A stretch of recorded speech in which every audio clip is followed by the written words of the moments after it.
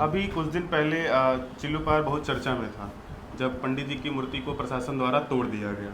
ये हम वहाँ गए थे गांव में, हमने लोगों से जानकारी जुटाई तो लोगों ने कहा ये बदले की कार्रवाई है।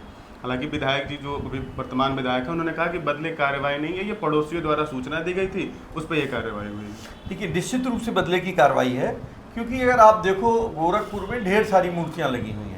तमाम लोगों ने आरटीआई से उसका डिटेल भी मांगा है, लेकिन वो मूर्ति क्यों नहीं हटाई गई? अवैधनाथ जी की मूर्ति लगी है, दिग्विजय नाथ जी की मूर्ति लगी हुई है शहर में कई जगह, तो उसका ये कहाँ पे है, मैंने किससे उसको परमिशन लेके लगाया गया है? तो सरकार ने तो केवल और केवल बदले की भावना से ही कार्य किया। किसी की मूर्ति जो भी जिस क्षेत्र में रहता है लगता है, तो उस मूर्ति से सरकार सामान्यतः इस तरह के प्रकरण में सहयोग करती है। लेकिन वहाँ तो अभी चबूतरा बन रहा था, मूर्ति लग नहीं पाई थी, चबूतरा बन रहा था, तो सरकार ने एक बदले की भावना से कार्रवाई की और कार्रवाई करके चबूतरे को तोड़ने का कार्य किया। एक सवाल कि ये जो बदले की भावना जैसा आप कह रहे हैं, तो ये अदावत शुरू क्यों हुई थी? आपको ऐसा मतलब क्यों लगता है कि बदले की भावना है, या जो पुरानी अदावत एक जन सामान्य में भावनाएं हैं कि अदावत है मठ की और हाथा की?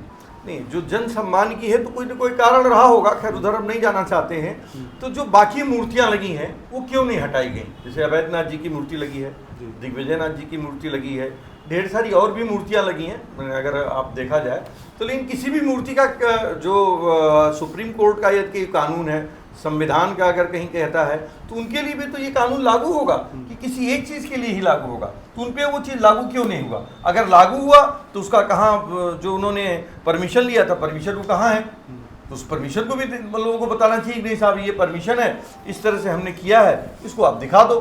तो ऐसा तो कुछ हुआ नहीं, तो इसलिए बदले और अदावत की बात चल रही है, और ये शुद्ध रूप से बदले की कार्रवाई है। क्योंकि ये पंडित हरिशंकर तिवारी जी ब्राह्मण समाज के लिए काम करते थे और ब्राह्मणों के हितों की रक्षा करने के लिए ही वो जाने गए, और सदैव ब्राह्मणों का हित उन्होंने के लिए लड़ाई लड़ी। और जो जिसको मठ कहते हैं, मठ सदैव राजपूतों के हित की लड़ाई लड़ा।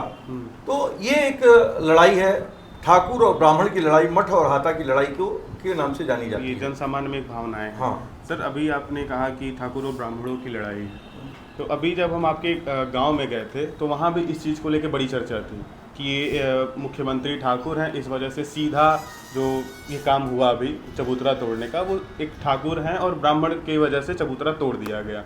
ये जो अदावत चली आ रही है वो ख़त्म क्यों नहीं हो पा रही है सर? ये तो उन्हीं से पूछना पड़ेगा आपको, हम कैसे बताएं? हमने तो कुछ किया नहीं, शुरुआत तो उन्होंने किया, हम तो कोई ऐसी चीज़ कर नहीं रहे थे।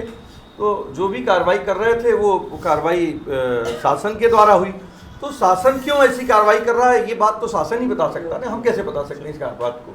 एक सवाल ये कि अब क्या आपकी मुलाकात कभी जो वर्तमान मुख्यमंत्री हैं योगी आदित्यनाथ जी से हुई है, या मुख्यमंत्री बनने के पहले हुई है?